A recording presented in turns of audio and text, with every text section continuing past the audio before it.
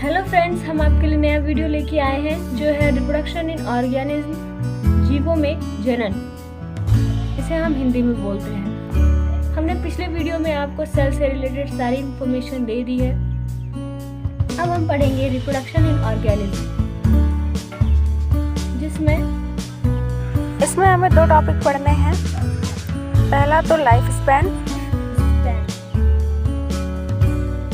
And second reproduction.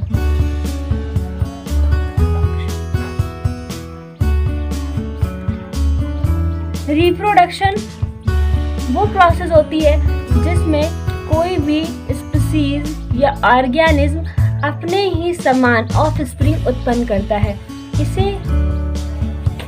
इस process को हम रिप्रोडक्शन कहते हैं।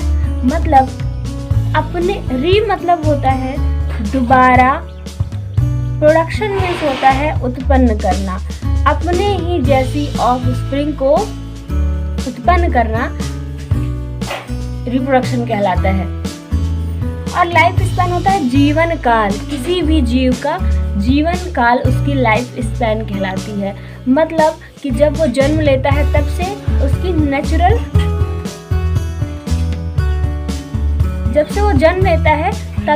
नेचुरल डेथ तक का जो टाइम होता है, ये नहीं कि इंसान ने जन्म लिया। अब ह्यूमन का जो नेचुरल डेथ का टाइम होता है वो 65 to 75 होता है।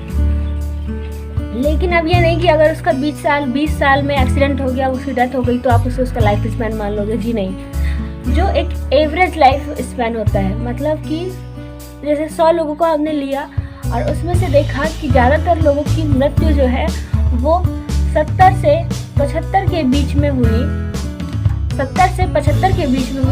तो ये हमारा क्या हुआ, ये हमारा लाइफ। अब बहुत से कुछ ऐसे भी होंगे जो 75 के ऊपर तक जिएंगे, जैसे 100, 90, 80 ईयर्स, और कुछ ऐसे होंगे जिनकी 50 ईयर्स में ही डेथ हो जाएगी।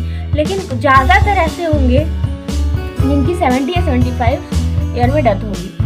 तो यहाँ पे हमने आपको नोट्स के अकॉर्डिंग भी लिख दिया है ताकि आपको प्रॉब्लम ना हो। आप चाहें तो स्क्रीनशॉट लेके इससे नोट्स भी बना सकते हैं।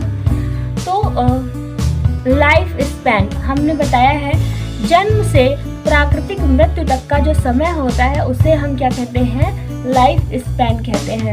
The time period between birth to natural death of an organism is called life span. किसी भी जीव के जन्म से प्राकृतिक मृत्यु तक का जो समय होता है उसे हम लाइफ स्पैन बोलते हैं। आई थिंक आपको समझ आ गया होगा। अलग अलग जीवों में अलग अलग टाइप का जो लाइफ स्पैन होता है वो पाया जाता है। जैसे जो हाथी होता है, हाथी का लाइफ स्पैन 60 to 65 और 70 ईयर्स होता है। तो चलिए हम आपको एक टेबल शेयर कर देते हैं जिसमें हमने बहुत सारे ऑर्गेनिज्म और उनके लाइफ स्पैन दिए हुए हैं। ये आपको इजी हो जाएगा लर्न करने के लिए। ये देखिए, यहाँ पे हमने बहुत सारे जीव और उनके जीवन काल का समय दिया हुआ है। जैसे कि एलिफेंट का जो लाइफ स्पैन होता है वो 65 to 70 ईयर्स का होता है। रोज का लाइफ स्पैन 5 to 7 डेज का होता है। डॉग का 20 to 25 ईयर्स होता है। बटरफ्लाई का 1 to 2 वीक होता है। क्रो का 15 ईयर्स होता है। काऊ का 20 to 25 ईयर्स होता है। बनाना ट्री जो होता है इसका लाइफ स्पैन 25 ईयर्स होता है। पैरट का 140 ईयर्स होता है। देखिए, हम एक चीज़ आपको और बता दें कि जो लाइफ स्पैन होता है अकॉर्डिंग टू स्पीसीज ये वेरी करता है, मतलब कि चेंज होता है। मतलब हर स्पीसीज, अब जैसे पैरट है, पैरट की बहुत सारी स्पीसीज पाई जाती हैं। तो कुछ स्पीसीज जो होंगी वो मात्र 20 या 25 ईयर ही रहती होंगी। कुछ ऐसी होगी जो 50 ईयर भी रहती हैं, कुछ ऐसी हैं जो 80 ईयर्स भी रहती हैं। तो एक ऐसी प्रजाति पाई जाती है पैरट की, यानी कि तोते की, जो 140 साल तक जीती है। ठीक है। क्रोकोडाइल जो होता है ये 60 ईयर्स लाइफ स्पैन करता है। Horse 50 to 60 years. पैडी यानी कि धान 3 से 4 month. banyan tree 200 years, turtle 100 to 150 years, fruit fly जिसे हम फल वाली मक्खी बोलते हैं या शाही मक्खी बोलते हैं, इसका जीवन काल होता है 30 दिन का। और सबसे बड़ी एक चीज और होती है, जैसे कि हमने लाइफ स्पैन देखा, हमने लाइफ स्पैन की टेबल देख ली। अब हम देखेंगे जैसे कि एक जीव है बटरफ्लाई। हमारी आर्ट बहुत ही गंदी है तो आप आर्ट पे मत ध्यान दीजिएगा। जैसे कि ये बटरफ्लाई है और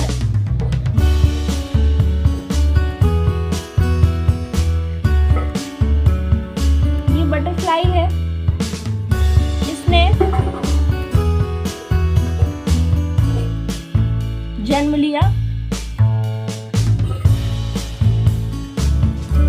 और उसके बाद इसकी डेथ हो गई। ठीक, तो इसकी जो एवरेज डेथ होती है, जो नेचुरल डेथ होती है, वो होती है 1 to 2 वीक, 1 से 2 हफ्ते इसका जीवन काल होता है। लेकिन इन केस कभी किसी दुर्घटना से या किसी चीज से इसकी डेथ हो जाए तो सिर्फ 2 दिन में या 1 हफ्ते में इसकी डेथ हो जाए तो उसे हम उसमें नहीं ऐड करेंगे कि भाई ये तो पहले ही मर गई, तो हम इसका कह देंगे कि ये इसका लाइफ स्पैन होगा 2 साल का होगा। नहीं, सॉरी 2 डेज का होगा जी, नहीं, इसका जो लाइफ स्पैन है, जिसकी नेचुरल डेथ है, उसे बोलेंगे। अब एक बात और देखते हैं, लाइफ स्पैन जब हमारे जितने भी पूर्वज हैं, देखिए वो जिंदा नहीं है, चाहे हाथी हो, चाहे कुत्ता हो, बंदर हो, कोई भी प्राणी हो, इंसान हो, कोई भी जन्म लेता है तो आफ्टर सम टाइम उसकी ये हो सकता है कि कुछ ज़्यादा दिन जिए, कोई कुछ कम दिन जिए, लेकिन उसकी डेथ होती है। ठीक, तो जब उसकी डेथ होती है तो भी हमें उसी से के जैसे एक ह्यूमन है, वो 80 साल बाद मर गया, डेथ हो गई उसकी। ठीक, लेकिन उसके बाद भी हमें उसकी तब तो खत्म हो जानी चाहिए थी, है ना। जैसे एक आदमी था और वो मर गया तो क्या होगा, वो स्पीसीज अर्थ से एक्सटिंक्ट कर जाएगी। इसीलिए कोई भी जीव अपना अस्तित्व बनाए रखने के लिए अपने प्रजाति को या फिर बोलेंगे अपने ही जैसे ऑफ स्प्रिंग को प्रोड्यूस करते हैं, चाहे वो ह्यूमन हो, चाहे वो एनिमल्स हो, प्लांट्स हो या ईटीसी कोई भी हो। क्या करते हैं, अपने ही जैसे ऑफ स्प्रिंग प्रोड्यूस करते हैं। ठीक, वो देन जब इनकी डेथ हो जाती है तब वो ऑफ स्प्रिंग एडल्ट होते हैं, देन एडल्ट होके वो भी अपने जैसे ऑफ स्प्रिंग प्रोड्यूस करते हैं। तो चलिए, हमने लाइफ स्पैन के बारे में जाना, अब हम जानेंगे रिप्रोडक्शन के बारे में। आई थिंक आपको इतना समझ आ गया। अगर आपको समझ आया तो प्लीज़ हमें कमेंट करके ज़रूर बताएं, और अगर कुछ भी नहीं समझ आ रहा है आपको या मेरे मेथड में कुछ प्रॉब्लम है, आपको कुछ और चाहिए या कुछ ऐसा टॉपिक है जो मुझसे छूट जा रहा है, तो प्लीज़ आप कमेंट करके ज़रूर बताएं। और अगर हमारी वीडियो आपको पसंद आए तो लाइक और कमेंट जरूर करें एंड हमारा वीडियो सब्सक्राइब करें। तो हमने भी आपको बताया कि रिप्रोडक्शन जो होता है वो अपने ही जैसी कोई भी स्पीसीज या ऑर्गेनिज्म अपने ही जैसे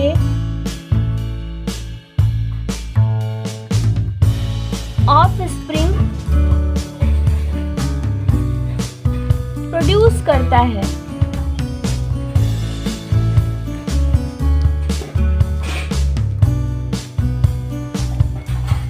अपने अस्तित्व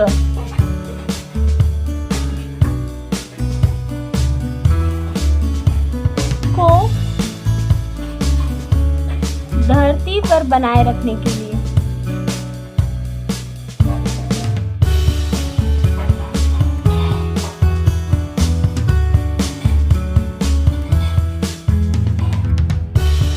इस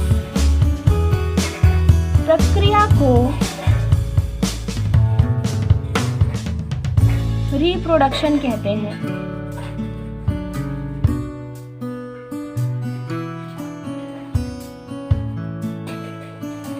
ठीक, ये हमने इसलिए लिख दिया ताकि यहाँ पे हमने रिप्रोडक्शन की डिफिनेशन नहीं दी हुई थी, तो हमने सोचा हम लिख देते हैं ताकि आपको प्रॉब्लम ना हो।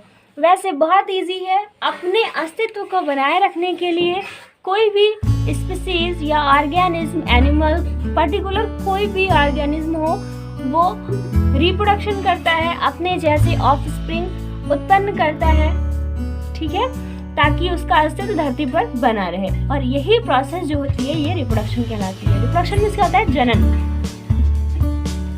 हमने रिप्रोडक्शन जान लिया, अब हम जानते हैं रिप्रोडक्शन के प्रकार, टाइप्स ऑफ रिप्रोडक्शन। रिप्रोडक्शन दो प्रकार का होता है, एक तो सेक्सुअल रिप्रोडक्शन, दूसरा एसेक्सुअल रिप्रोडक्शन।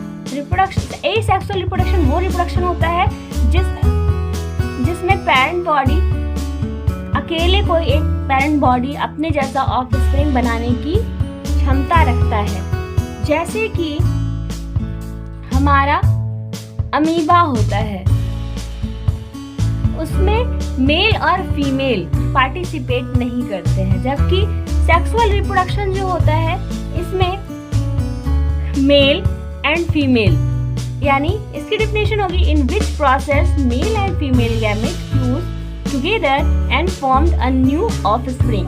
मतलब इस प्रक्रिया में नर और मादा के गैमीट्स फ्यूज होते हैं और एक नया ऑफस्प्रिंग यानी अपने जैसा बेबी बना लेते हैं या अपने जैसी संतान उत्पन्न करते हैं।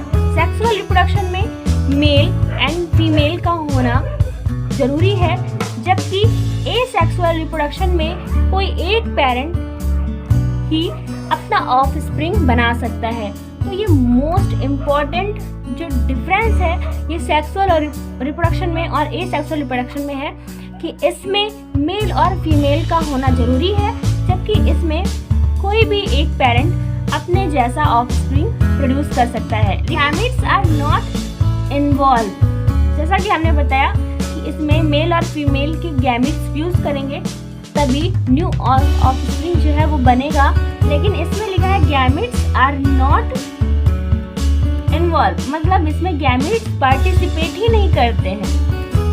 ठीक, उनका कोई पार्टिसिपेट नहीं होता है। और लिखा है फाउंड ओनली माइटोटिक डिवीजन, इनमें सिर्फ और सिर्फ माइटोटिक डिवीजन होता है। Offspring are genetically same as parent, मतलब कि जो इनके ऑफस्प्रिंग होते हैं वो एकदम पेरेंट से मिलते जुलते होते हैं, जेनेटिकली सेम होते हैं। हम इनमें क्या होता है कि ये ऑफस्प्रिंग एकदम सेम होते हैं, इन्हें हम क्लोन भी बोल सकते हैं, ये अपने पेरेंट्स के क्लोन होते हैं। अब आइए हम सेक्सुअल रिप्रोडक्शन के बारे में फिगर के थ्रू समझ लेते हैं। यहाँ पर देखिए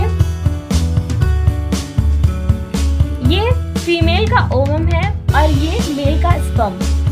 ये फीमेल का ओवम है और ये मेल का स्पर्म है। ये दोनों जब फ्यूज करते हैं